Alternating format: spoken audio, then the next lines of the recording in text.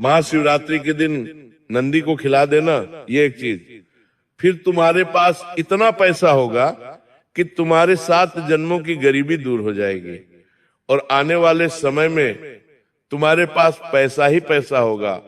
आज इस वीडियो में जिस बारे में मैं तुम्हें बताने वाला हूं, वो कोई साधारण उपाय नहीं है, बल्कि हजारों साल पुरानी एक ऐसी दिव्य परंपरा है जो अगर तुमने सही श्रद्धा से, सही भावना से कर ली तो तुम्हारी किस्मत की दिशा बदलते देर नहीं लगेंगी।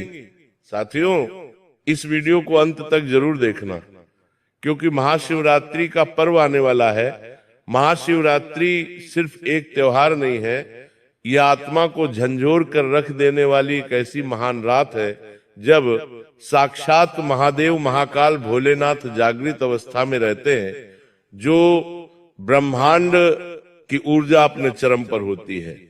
जब किया गया एक छोटे से छोटा काम भी लाखों गुना ज्यादा फल देता है। इसलिए महाशिवरात्रि का शास्त्रों में बेहद खास महत्व है।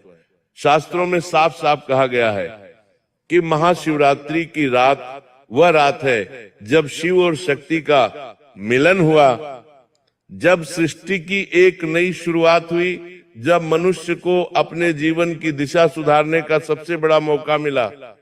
यही कारण है कि महाशिवरात्रि को जागरण की रात कहा गया है, क्योंकि इस दिन जो जाग गया वो जीवन में कभी सोया नहीं रहता, फिर उसके जीवन में वो सब कुछ आ जाता है जिसका वो मोहताज होता है। साथियों, आज की वीडियो तुम भी अंत तक देखना, क्योंकि महाशिवरात्रि के दिन तुमने ये गुप्त उपाय कर लिया तो तुम्हारी किस्मत में भी 4 चांद लग जाएंगे। जो सपने तुमने देखे थे वो पूरे हो जाएंगे, जो मन में इच्छा थी वो अधूरी नहीं रहेंगी। बस वीडियो के साथ अंत तक बने रहना। सबसे पहले बाबा महाकाल के सच्चे भक्त बिना देर लगाए इस वीडियो को लाइक करके कमेंट बॉक्स में जो भी हर हर महादेव लिखेगा आज उसकी बड़ी मनोकामना पूर्ण होगी। शिव का अर्थ सिर्फ एक देवता नहीं है, शिव का अर्थ कल्याण, शिव का अर्थ शुभ, शिव का अर्थ वह शक्ति जो विनाश में भी निर्माण छुपाए बैठी है। जब इंसान की जिंदगी में सब कुछ खत्म हो जाता है, उसे ऐसा लगता है कि सब कुछ बर्बाद हो गया।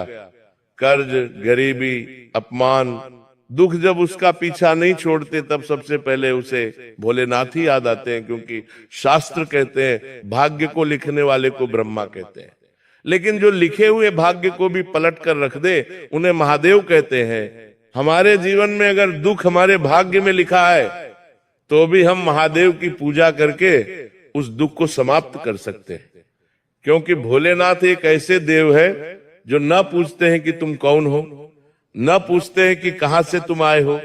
अगर सच्चे मन से तुमने उन्हें पुकारा तो वे दौड़े चले आते हैं। इसलिए अक्सर देखा गया है पौराणिक समय में महादेव प्रसन्न होकर असुरों को भी वरदान दे दिया करते थे, क्योंकि वे भोले हैं और भक्त की छोटे से भाव से भी प्रसन्न हो जाते हैं। महाशिवरात्रि का महत्व इसलिए भी बहुत ज्यादा है क्योंकि ये केवल पूजा पाठ का दिन नहीं होता, बल्कि ये अपने कर्मों को सुधारने का दिन भी होता है। शास्त्र कहते हैं इस दिन तुम छोटा सा दान कर दोगे, छोटी सी सेवा कर दोगे, या किसी गरीब को खाना खिला दोगे, अन्न दान कर दोगे, तो सीधा भोलेनाथ को प्राप्त होता है। और दोस्तों, शिव तक पहुंचने का सबसे सरल रास्ता अगर तुम प्राप्त करना चाहते हो तो वो है नंदी बैल। जी हाँ मेरे बच्चे, वही नंदी जो हमेशा शिव के द्वार पर बैठा रहता है। नंदी जो मुख्य तौर पर एक बैल है जो शिव के सबसे पहले गण माने गए हैं, जो शिव की हर आज्ञा का पालन करते हैं और जिनकी आंखों में आज भी करुणा और शक्ति दोनों को हमें अद्भुत संगम दिखाई देता है। अब बहुत कम लोग ऐसे हैं जो जानते हैं कि नंदी केवल भोलेनाथ के वाहन नहीं है, बल्कि नंदी धर्म के प्रतीक है, धैर्य के प्रतीक है, शक्ति और सहनशीलता के प्रतीक है। बैल वास्तव में वह प्राणी होता है जो बिना शिकायत के बोझ ढोता है, खेत जोतता है और मनुष्य का पेट भरता है, और बदले में वो हमसे बहुत कुछ नहीं चाहता, केवल थोड़ा सा अन्न चाहता है। यही कारण है कि हमारे शास्त्रों में बैल को गौवंश का महत्वपूर्ण अंग माना गया है और यही कारण है कि शिव को भी नंदी बेहद पसंद है। वह नंदी को अपने करीब रखते हैं और भोलेनाथ को नंदी अत्यंत प्रिय है। आपने देखा होगा हर शिव मंदिर में नंदी की मूर्ति शिवलिंग के ठीक सामने लगी होती है। इसका अर्थ सिर्फ इतना नहीं है कि नंदी शिव को देख रहे हैं, बल्कि इसका बहुत गहरा अर्थ है कि जो भी भक्त नंदी के माध्यम से शिव को देखता है उसकी मनोकामना सीधे भोलेनाथ तक पहुंच जाती है। इसलिए पुराने जमाने में साधु संत सबसे पहले नंदी के कान में अपनी इच्छा कहते थे, क्योंकि साक्षात भोलेनाथ ने यह बात बताई है कि जो भी मेरे दर्शन से पहले नंदी के कान में अपनी समस्या, अपनी इच्छा बोलता है, उसका समाधान मैं तुरंत कर देता हूं। क्योंकि माना जाता है कि नंदी वह संदेश कभी व्यर्थ नहीं जाने देते और सीधा महादेव तक पहुंचा देते हैं। अब तुम जरा सोचो और मेरी बात को बड़े ध्यान से सुनना, इस वीडियो को बिल्कुल अंत तक देखना, क्योंकि आगे जो मैं बात तुम्हें बताने जा रहा हूं वो तुम्हारे होश उड़ाकर रख देगी। हो सकता है तुम जब रास्ते से गुजर रहे होंगे, बाजार जा रहे होंगे, तो तुम्हें कहीं ना कहीं रास्ते में नंदी बैल दिखाई दे, लेकिन आज तक तुमने ये उपाय नहीं किया क्योंकि इससे पहले तुम्हें इस उपाय की जानकारी नहीं थी। लेकिन आज तुम्हें ये उपाय सुनने को मिल रहा है।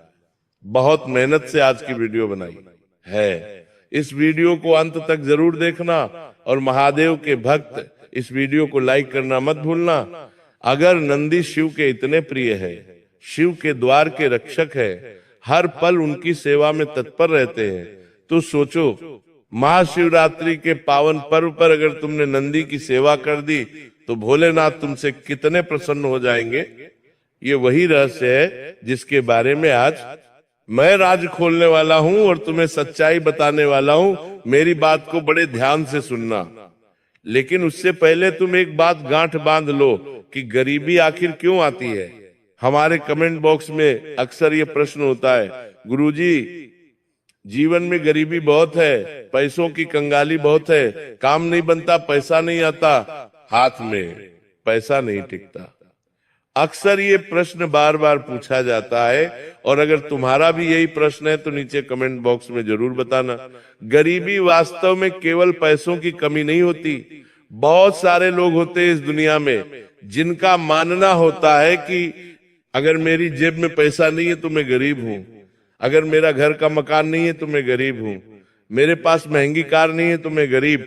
लेकिन वास्तव में गरीबी तब आती है जब इंसान का पुण्य समाप्त हो जाता है, जब वो इंसान अन्न का अपमान करता है, जीव जंतुओं के प्रति क्रोध दिखाता है, उन पर निर्दयता करता है, जब इंसान केवल लेने की सोचता है, कभी देने की नहीं सोचता।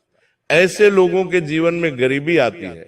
अगर वो इंसान पुण्य करेगा ही नहीं तो रात दिन कहीं ना कहीं उससे पाप तो होंगे ही। अगर तुम्हारे जीवन में तुम थोड़े बहुत पुण्य करते रहोगे तो तुम्हारे छोटे मोटे पाप समाप्त होते रहेंगे। लेकिन आज के जमाने का मनुष्य केवल पाप ही पाप कर रहा है और रात दिन